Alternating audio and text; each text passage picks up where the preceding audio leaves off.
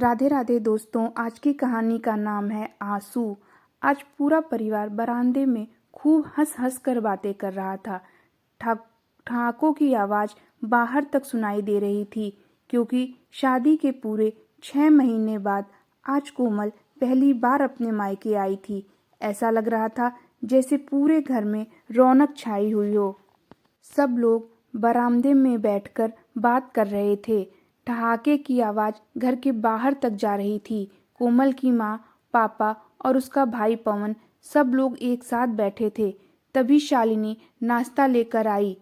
अरे, यह क्या बनाया है बहू? तुम्हें पता है ना कि कोमल को पनीर के पकौड़े और कचौड़ी पसंद है। मैं जानती हूँ माँ जी, लेकिन दुकान पर पनीर मिला ही नहीं। अरे छोड़ो, तुम्हें तो केवल बहाने चाहिए। अब जाने भी दो, जो नाश्ता बन गया है सब लोग वही नाश्ता कर लेंगे। अभी तो कोमल बिटिया 10-15 दिन यहीं रहेगी। किसी और दिन बनाकर खिला देना। आज जो नाश्ता बन गया है सब लोग वही नाश्ता कर लें। शालिनी के ससुर जी ने बात को वहीं रोकते हुए कहा। तो कोमल बोली, पर पापा, जो नाश्ता पसंद हो वही खाना चाहिए ना। मुझे तो अभी खाने का मन हो रहा है, लेकिन वह बाद में बनाएंगे। अगर उन्हें नहीं बनाना था तो बता देती, मैं बाजार से मंगवा लेती या फिर खुद ही जाकर रसोई में बना लेती। क्या मुझे नहीं पता है कि रसोई कहाँ है? कोमल और अपनी सास की बातें सुनकर शालिनी की आंखों में आंसू आ गए। तभी उसके ससुर जी ने कहा, कोमल, क्यों बात का बतंगड़ बना रही हो? अब जो बन गया है वही खा लो ना। तभी शालिनी की सास ने मुंह को बिगाड़ते हुए कहा, अरे हाँ हाँ, तुम तो अपनी बहू की ही साइड लोगे। बहू के चलते अपनी बेटी को 4 बातें सुना रहे हो। ये नहीं कि उसे 4 बातें प्रेम से करे। इतने दिनों के बाद तो वह ससुराल से आई है। बहू बहू के कारण बेटी को सुना रहे हो। इस बात को शालिनी की सास ने जोर देते हुए कहा, क्योंकि वह पवन को सुनाना चाहती थी। वह जानती थी कि पवन का गुस्सा बहुत ज्यादा है, इसलिए वह जानबूझकर बोल रही थी, क्योंकि बहू और बेटे के बीच में झगड़ा लगाने में वह कोई भी कसर छोड़ना नहीं चाहती थी। और पवन अपनी माँ का लाडला और इतना महान था कि छोटी छोटी बात का भी बतंगड़ बना देता था। शालिनी, तुमने कोमल के लिए पनीर क्यों नहीं बनाया? अगर बाजार की दुकान से नहीं मिला तो मुझे बता देती, मैं ऑनलाइन ऑर्डर कर देता। शालिनी ने डरती हुई आवाज में कहा, नहीं पवन जी, मैं बताने तो गई थी आपसे, लेकिन आप मोबाइल पर किसी से बातें कर रहे थे और मुझे इशारे से चुप करा दिया, और मेरी मोबाइल में तो बैलेंस ही नहीं था। अरे तुम मुझसे कह देती तो क्या मैं मना कर देती? शालिनी की सास ने बात पर जोर देते हुए कहा। वह जानबूझकर बात को बढ़ाने की कोशिश कर रही थी। तभी शालिनी के ससुर जी ने कहा, अरे ठीक है, इस बात का डिस्कशन बाद में भी हो जाएगा। अभी तो जो नाश्ता बना है वही कर लो। नाश्ता ठंडा हो रहा है। क्यों, यही नाश्ता कर लें पापा? जब कोमल ने कहा कि उसे पनीर पसंद है तो फिर पनीर ही बनेगा। पनीर का नाश्ता बनाने में इतने बहाने क्यों कर रही है? चुप कर पवन, इतना गुस्सा करना ठीक नहीं है। एक छोटी सी बात के लिए तू अपनी पत्नी को इतना सुना रहा है। शादी से पहले भी तो कोमल बहुत सारी चीज पसंद थी, वह तो तुमने कभी लाकर नहीं दी। कोमल अभी अभी तो नहीं चली जाएगी, अभी 10-15 दिन और रहेगी। किसी और दिन उसकी पसंद का नाश्ता बन जाएगा। फिलहाल सब लोग बैठकर चुपचाप नाश्ता करो। शालिनी के ससुर जी ने पवन की तरफ देखते हुए ऊंची आवाज में कहा। तो पवन बिल्कुल ही शांत हो गया। पवन चाहे जितना भी गुस्सा हो, लेकिन वह अपने पापा से बहुत अधिक नहीं बोल पाता था। लेकिन फिर भी बहुत ही गुस्से से पवन ने शालिनी की तरफ देखा। शालिनी का दिल बहुत तेज तेज से धड़कने लगा कि जब गुस्से में आकर पवन उसके साथ क्या करेगा। यह सोचकर ही उसकी रूह कांप गई। खैर, ससुर जी की बातें सुनकर सब लोग चुप हो गए और चुपचाप नाश्ता करने लगे। नाश्ता हो जाने के बाद सब लोग अपने अपने काम में लग गए। कोमल तो थोड़ी ही देर बाद अपने दोस्तों के साथ घूमने चली गई। शालिनी की सास भी पड़ोस में किसी के घर चली गईं और उसके ससुर जी किसी काम से बाजार निकल गए, लेकिन संडे होने के कारण पवन तो आज घर पर ही था, क्योंकि उसके ऑफिस की तो छुट्टी थी। शालिनी किचन में काम कर रही थी और उसका दिल बहुत ही तेजी से धड़क रहा था। तभी उधर से पवन की आवाज आई, शालिनी कमरे में आओ, मुझे तुमसे कुछ जरूरी बात करनी है। पवन की आवाज सुनते ही शालिनी की तो रूह कांप गई। किचन में से कमरे की तरफ उसके कदम बढ़ ही नहीं रहे थे। पता नहीं क्या जरूरी बात करनी है, यह सोचते सोचते कमरे की तरफ बढ़ती जा रही थी। अगर वह थोड़ा सा भी लेट करती तो पवन रसोई घर में ही आ जाता, इसलिए वह कमरे में गई तो देखा पवन बहुत ही गुस्से में बैठा था। आपने मुझे बुलाया? शालिनी ने लड़खड़ाती हुई आवाज में कहा। शालिनी इधर आओ, मेरे सामने। मेरे पापा से डांट खिलाकर खुश तो हो ना तुम? सबके सामने मेरी बेइज्जती करवा दी, यही इज्जत है तेरी नज़रों में मेरी? नहीं नहीं, मैं तो कुछ नहीं कहा था, कांपती हुई आवाज में शालिनी ने कहा। इससे आगे वह कुछ बोल ही पाती कि पवन का एक झन्नाटेदार चाटा शालिनी की गाल पर पड़ा। वह थप्पड़ इतना जोरदार था कि कुछ पल के लिए तो शालिनी की पूरी दुनिया ही हिल गई और वह वहीं पर गिर पड़ी। उसके गिरते ही उसे बेड के कोना उसके सर पर लगा और उसके सर पर गहरी चोट आ गई और थप्पड़ की आवाज से उसका गाल भी सूज गया। उधर पवन लगातार बोले जा रहा था, आइंदा से मेरे सामने जबान खोलने से पहले 100 बार सोचना। बड़ी आई मेरे माँ बाप के सामने मुझे कुछ बोलने वाली, अपनी औकात में रहा करो। मुझे कुछ भी बोलने से पहले अपने आप बारे में जरूर सोच लेना। पवन लगातार बोले जा रहा था, जबकि पवन का थप्पड़ इतना जोरदार था कि उसकी वजह से तो शालिनी के जैसे होश में ही नहीं थी। जब तक उसको होश आया और वह अपने आप को संभाल पाती, तब तक बोलते हुए पवन कमरे से बाहर चला गया। शालिनी की आंखों से लगातार आंसू बह रहे थे और चोट की वजह से वह ठीक से उठकर खड़ी भी नहीं हो पा रही थी।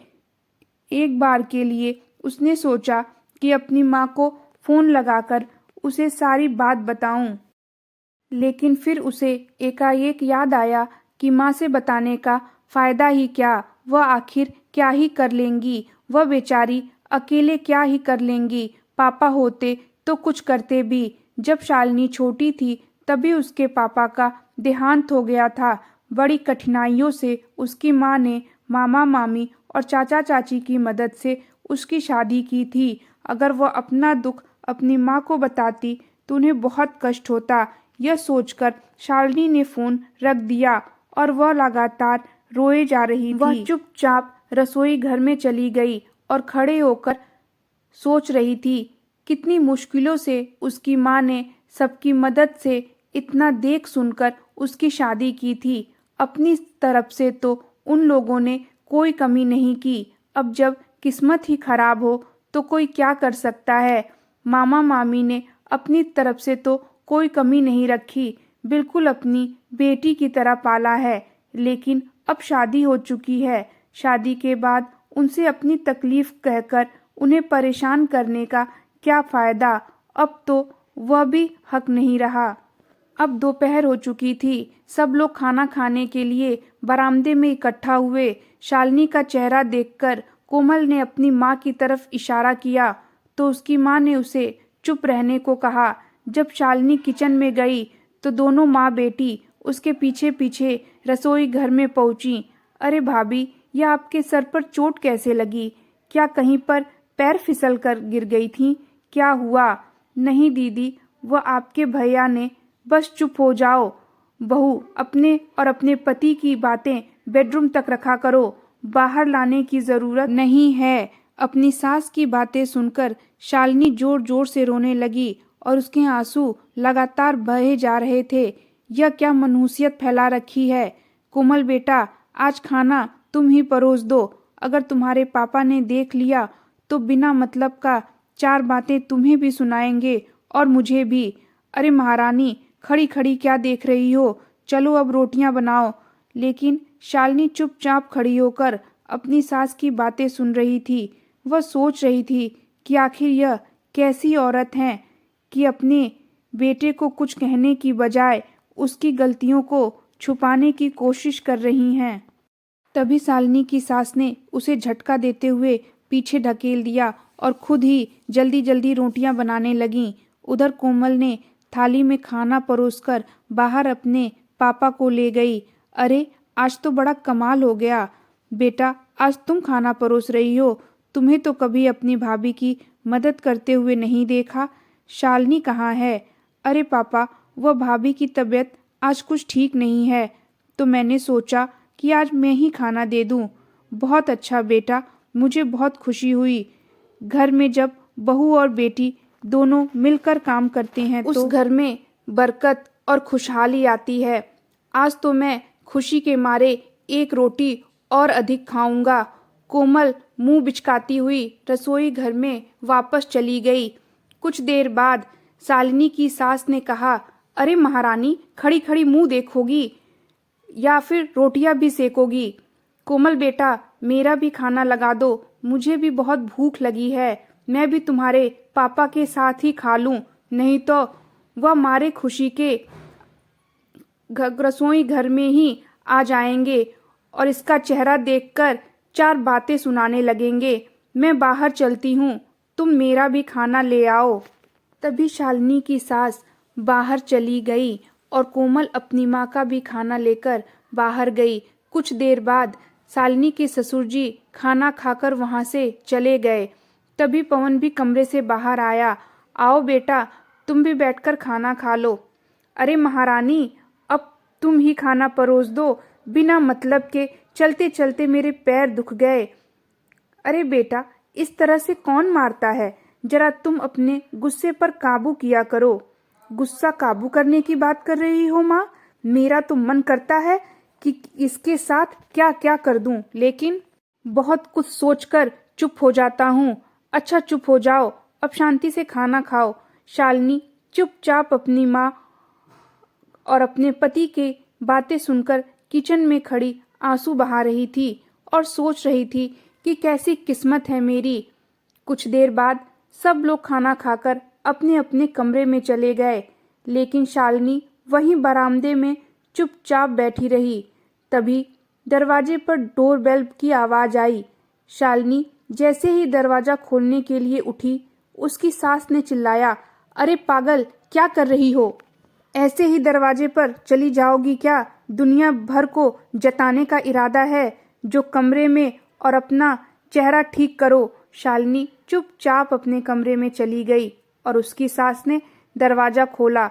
दरवाजे पर शालिनी के चाचा और चाची खड़े थे। उनको देखकर उनके तो दिल की धड़कनें ही तेज हो गई। हम शालिनी को उनके सामने कैसे ले जाएंगे? माँ, कौन आया है? तभी कमरे से आते हुए पवन ने पूछा। अरे समधन जी, दरवाजे पर ही खड़ी रखेंगी क्या? अंदर भी बुलाइए। अरे आइए आइए भाई साहब, झूठी मुस्कान के साथ शालिनी की सास ने कहा। पवन ने भी आगे बढ़कर उनके चाचा और चाची के पैर छुए।